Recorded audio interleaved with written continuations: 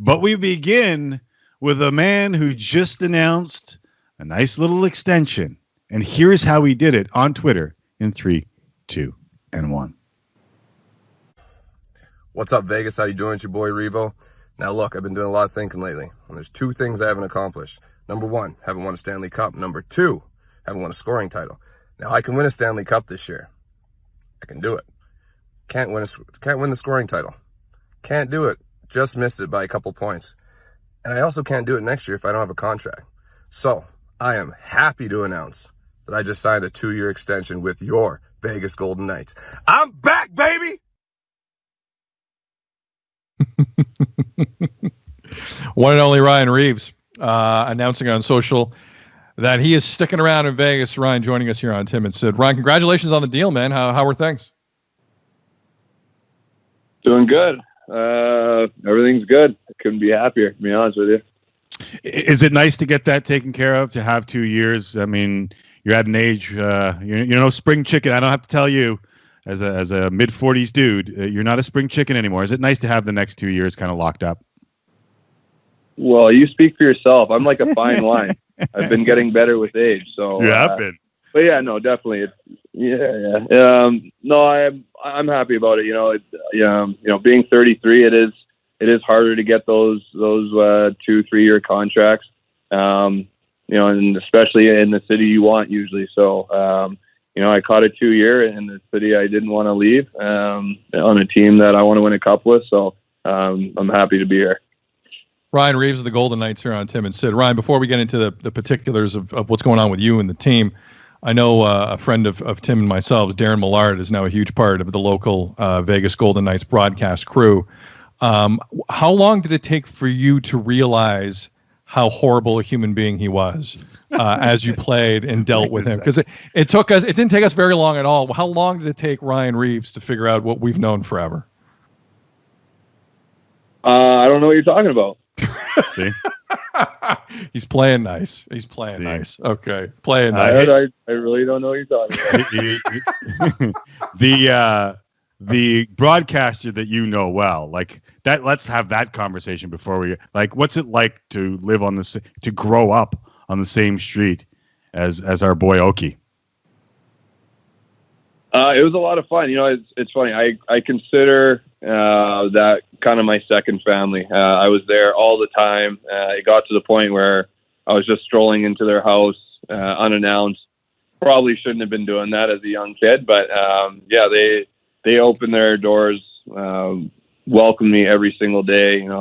They had a trampoline, I didn't, so I was there all the time. Then they got the hot tub, so I'd stroll in my robe and I would yell, "I'm in the house," and I'd stroll into their hot tub whether they were there or not. And Scott's wife, she was always really good to me. Still keeping touch with the whole family. Darcy is obviously one of my best friends, killing it out doing his magic thing. Bruce, who unfortunately passed away about 10 years ago now. He was a really good friend of mine too. So that was just like my second family. When you would walk into his place, sorry, Timmy, my apologies. When you would walk into his place, did you have like a catchphrase, like a sitcom? Like, would you yell, "Revo here"? Like, what was the phrase? I don't want to say it right now because it's just not the time to be saying it. I think Scotty said it in an interview a while ago. So, yeah, if you go back to an interview with Scotty, you can find it. Right.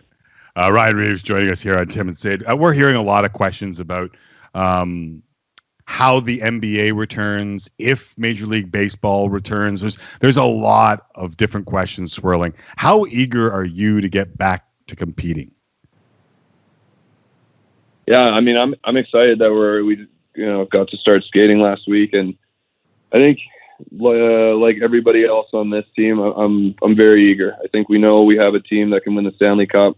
We were proving it down the stretch before everything got shut down. We're first in the division, and yeah, you don't want to battle for 5 months of a season and get to the point where we are right now, and then all of a sudden it was all for nothing. Guys had bumps and bruises and broke bones and whatever it was, and you went to war with each other, and then you don't want to just throw that season down the drain, especially when you think you have a chance. So I think everybody's eager, but at the same time, we're eager, but we want to make sure everybody's safe. The last thing you want is to jump into this and all of a sudden, all the precautions weren't taken, and somebody gets sick, and God forbid something bad happens. But I think as long as it's under the right circumstances, we're ready to go.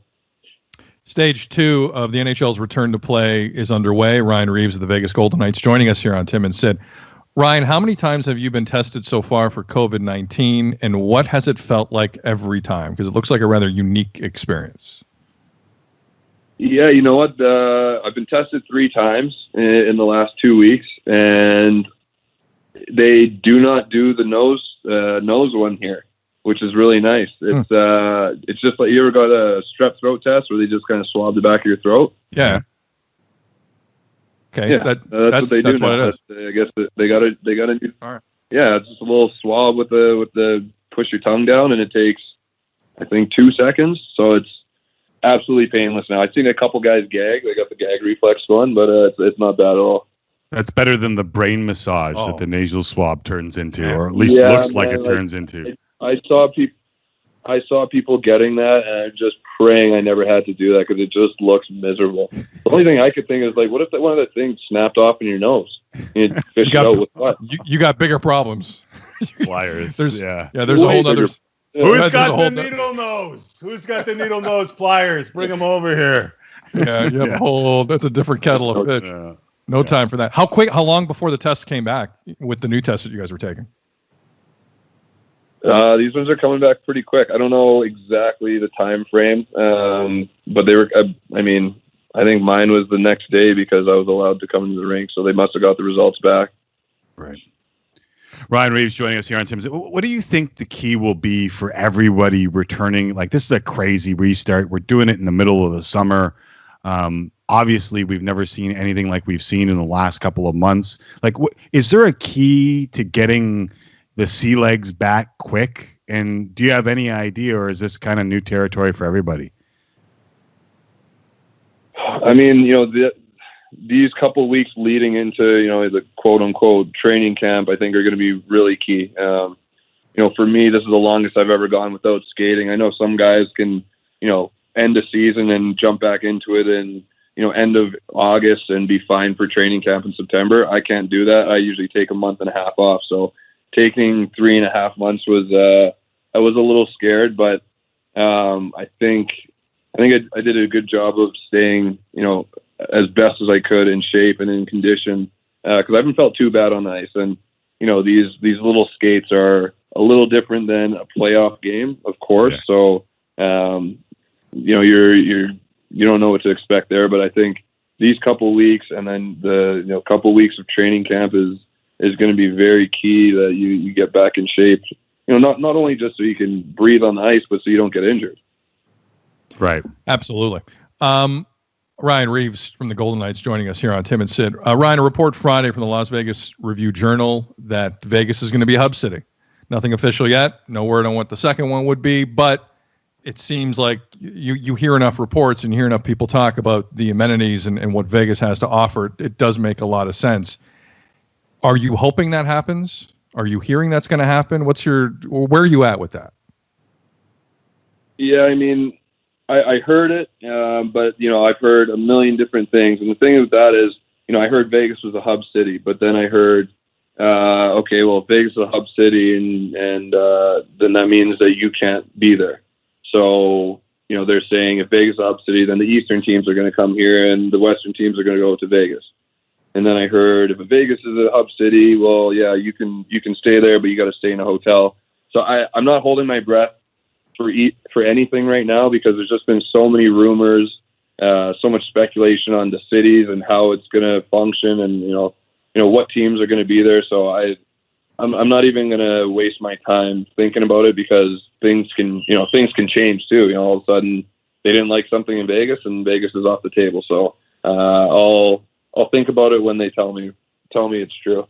Fair enough. Yeah, things are changing quickly every day. Listen, Ryan Reaves joining us here on Tim and Sid. We talked to Matt Dumba last week about the Hockey Diversity Alliance. What was your reaction when you heard about the initiative set up by 7 players, including Dumba, who talked to us?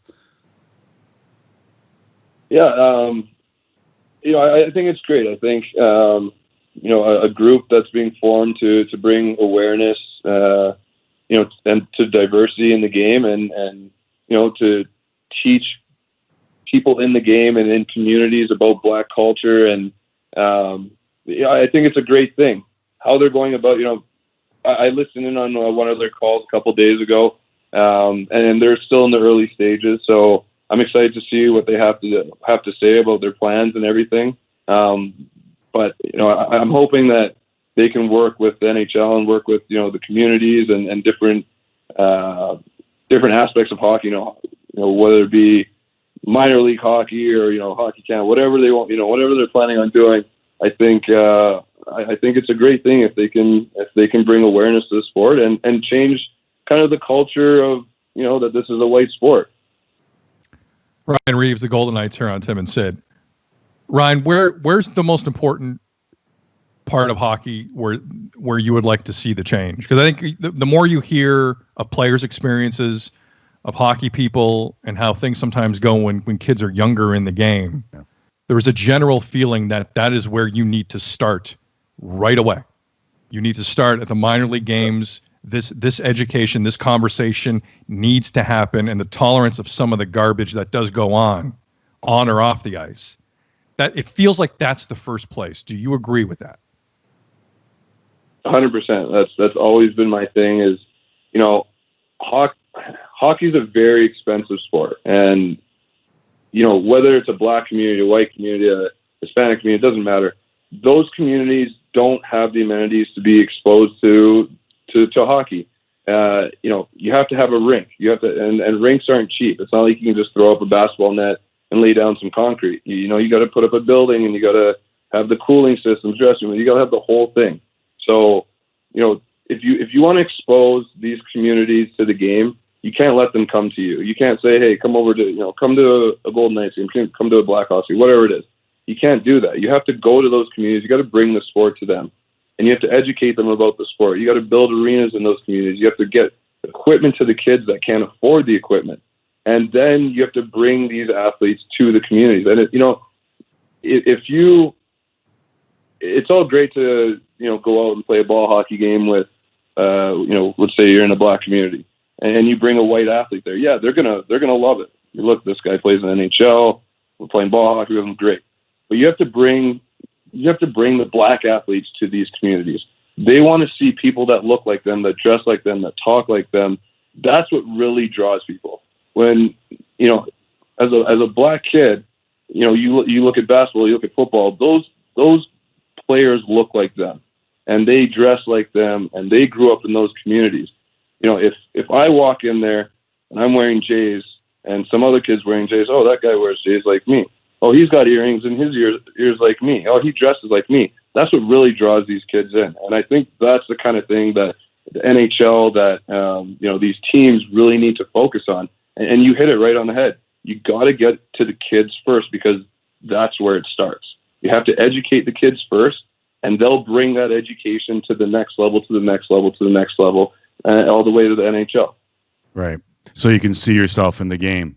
Ryan Reaves is joining us here in Tim and Sid. One of the things that I've struggled with over the last little while is that, listen, I'm attempting my best, and there have been a lot of awkward conversations, and we've opened up our show as a platform without any pretense for anyone to come on and have a chat with us, especially our friends of color over the last little while and people who wanted to have this platform. But I understand systematic racism. I understand the need for equality, or I am trying to. I also know that there are a lot of great people, and I mean great people who are cops. And more than a couple of those people that I know are also people of color. And I feel for that struggle right now. How have you handled, some people may know or may not know that your father, Willard, who played in the CFL and is pretty famous in Winnipeg parts, also wanted to be a cop before he chose football and worked with the Manitoba Sheriff's Services. Have you had the same sort of struggle to find kind of where you sit in all this? No, I haven't a struggle. I've said it in a couple interviews now. I know where I stand, and for me, all cops are not bad. It is ignorant to say that. It's just not the facts. There are so many good cops. I got cops in my family. I know, building relationship with cops throughout the years of different cities I've been in. Tom Monahan, the ex-police chief here, or ex-cop here, a good friend of mine. He's a great guy, and he's one of the best guys I've ever met. But there are the bad apples, and there's bad apples in every aspect of the world. But there are bad apples in the police force that put a spotlight on them, and that's the kind of stuff that has to get cut out. Those guys need to be, cut out of these situations. I think there has to be some kind of education for these cops when they're coming into the police force, stuff like that.